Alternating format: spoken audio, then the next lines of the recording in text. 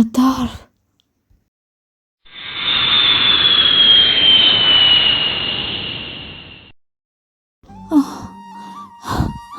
Adar, please don't go. എനിക്ക് പറയാലൊന്ന് കേട്ടിട്ട് പോ പ്ലീസ്. Adar. ലൂക്ക, എനിക്ക് ഒന്നുകൂടി കാണണമെന്നുണ്ടായിരുന്നു. പക്ഷെ എനിക്കറിയാം നിനക്ക് എന്നോട് ദേഷ്യമാണ്. അതുകൊണ്ടല്ലേ ഇത്രയും ദിവസമായിട്ടും ഞാൻ എന്നെ ഒന്ന് അന്വേഷിക്കുകയും ചെയ്യാഞ്ഞത്. ഇനി ഒരിക്കലും നമ്മൾ തമ്മിൽ കാണാതിരിക്കട്ടെ. ബൈ.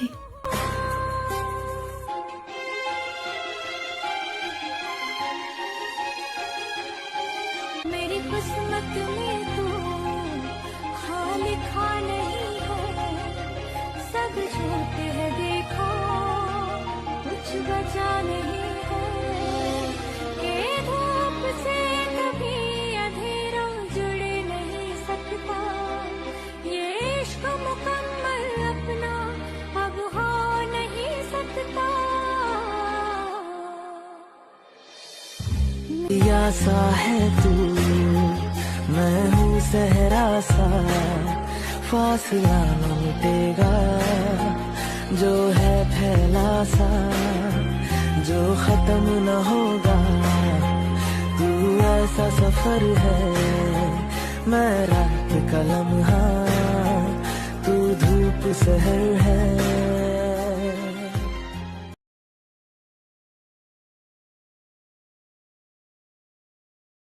നീ എന്താ ഈ പകൽക്കിനാവും കൊണ്ടിരിക്കണ? കുറച്ച് നേരമല്ലോ തുടങ്ങിയിട്ട്. നീ ആരെയും സ്വപ്നം കണ്ടോണ്ടിരിക്കുന്നേ? അതൊക്കെ ഇട്. നീ ഇന്നലെ പോയി എത്തി. ഇങ്ങനെ ഉണ്ടായിരുന്നു പാർട്ടി? എന്തോന്ന് പാർട്ടി? പൈസക്കാർക്ക് പൊങ്ങച്ചം കാണിക്കാൻ വേണ്ടിയൊരു പരിപാടി, അത്ര തന്നെ. അതെനിക്ക് ഇപ്പോഴാണ് മനസ്സിലാവുന്നത്. അതുകൊണ്ടല്ലേ ഞാൻ ഇമാതിരി പരിപാടികൾക്കൊന്നും പോവാത്തേ. വിളിക്കാത്തെന്ന് പറ. രണ്ടായാലും കണക്കിന്. നീ വരുന്നില്ലേ ഇന്ന്? അതെ, ഇന്നലെ പാർട്ടി കൊണ്ടുവന്ന് വിചാരിച്ച് AK സാറൊന്നും ലീവ് തരാൻ ഉദ്ദേശിക്കുന്നുണ്ടാവില്ല. വേഗം വരാൻ നോക്ക്. ഇപ്പൊ പോന്നാ എൻ്റെ പോലെ. ഞാനിപ്പോൾ പോകും. ഞാൻ ഇന്നിൻ്റെ പോലെ ഇല്ല. അങ്ങേരുടെ ആണ്. അങ്ങേരുടെ എത്തുന്നതുകൊണ്ട് എനിക്കെത്തണ്ട. പങ്ക്ച്വാലിറ്റിയുടെ കാര്യത്തിൽ അങ്ങനെ കുറിച്ച് നിനക്ക് അറിയാലോ. അതുകൊണ്ട് തന്നെ വേഗം വരാൻ നോക്ക് എൻ്റെ പൊന്നില്ലയോ.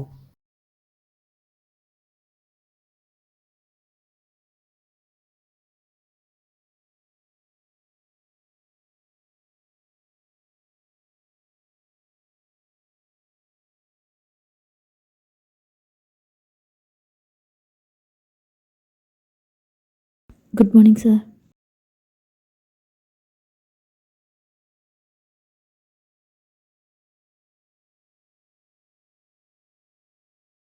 ഇവനിപ്പോൾ ചിരിക്കാൻ അറിയില്ല. ഏത് നേരം നോക്കിയാലും മുഖം വർപ്പിച്ച്. എന്തെങ്കിലും നേരിട്ട് കാണുമ്പോൾ സോറി പറയാമെന്ന് വിചാരിച്ചതാണ്.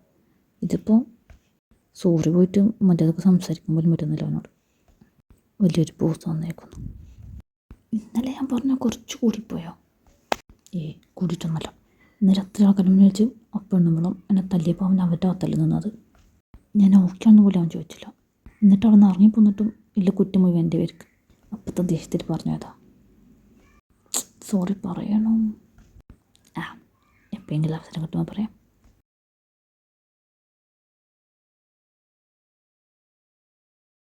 Good morning madam. ഓ, അങ്ങനെയാട്ടെ. Leo, I'm sorry. Actually ഞാനിതിനെ നിർബന്ധിച്ച് ഇന്നലെ അങ്ങോട്ട് കൊണ്ടുവന്ന്, എന്നിട്ട് അവിടെ വെച്ച് അങ്ങനെയൊന്നും ഉണ്ടോയെന്ന് ഞാൻ വിചാരിച്ചില്ല. സോറിടാ. അതെന്താ പ്രശ്നം? അതൊന്നും കുഴപ്പമില്ല. It's okay. എന്താണ് പ്രോബ്ലം? എന്നാലും ഞാൻ നിന്നെ നിർബന്ധിച്ച് കൊണ്ടുപോയത്. എന്നിട്ട് അവിടെ വെച്ച് എനിക്ക് നിൻ്റെ കൂടെ നിൽക്കാൻ പോലും പറ്റിയില്ല. I am sorry. എന്ത് നിൽക്കാൻ പറ്റില്ല? ഞാൻ പറഞ്ഞില്ലേ, ഒന്നും കുഴപ്പമില്ല. പിന്നെ ഞാൻ ഇന്നലെ കുറച്ച് ഓവറായി അവനോട് അങ്ങനെയൊക്കെ സംസാരിച്ചു. കുറെ നേരം രണ്ടും കിടന്ന്. എന്താണ് പ്രോബ്ലം? നിനക്ക് എന്താടാ വയ്യേ? എന്നോക്കില്ലയോ, എനിക്ക് കുറച്ച് വർക്കുണ്ട്, പിന്നെ നിൽക്കണം.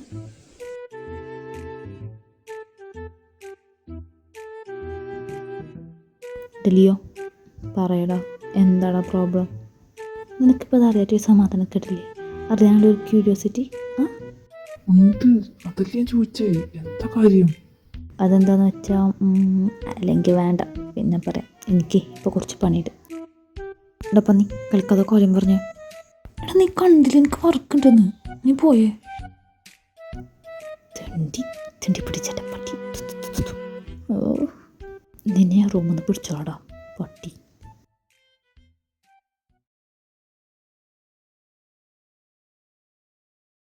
സാർ വേദ ഗ്രൂപ്പ്സിൻ്റെ MP വന്നിട്ടുണ്ട്. ആ അയാളായിട്ട് ഇന്ന് അപ്പോയിൻമെൻ്റ് ഉണ്ടായിരുന്നു? ആക്ച്വലി ഇല്ല സാർ.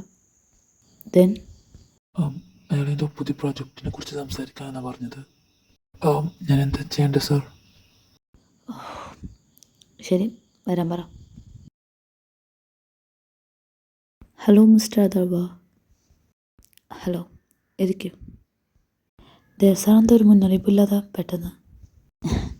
നിന്നെപ്പോലെ ഒരാൾ എന്നെ സാറിന് വിൽക്കേണ്ട ഒരു ആവശ്യമില്ല. എങ്കിലും തൻ്റെ വായി നോക്കി നോക്കുമ്പോൾ ഒരു സുഖമുണ്ട്.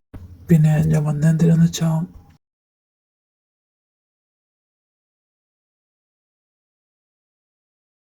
ഡലിയോ ഇതിനൊക്കെ ഏതൊരു മുതൽ വരുന്നുണ്ടല്ലോ.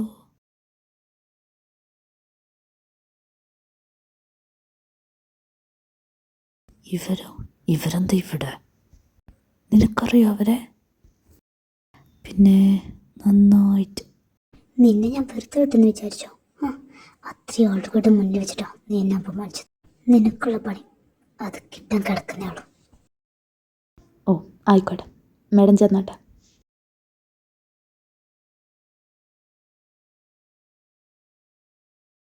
ലിയോ, എന്താണ് പ്രോബ്ലം?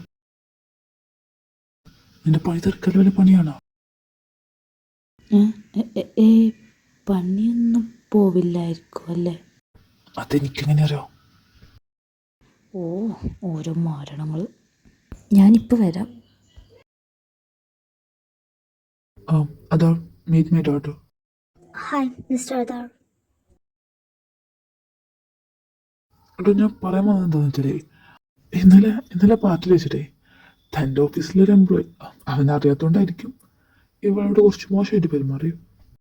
പക്ഷെ എന്തിൻ്റെ പേരിലാണെങ്കിലും അവനെ അപമാനിച്ചത് എൻ്റെ മോളെയല്ലേ.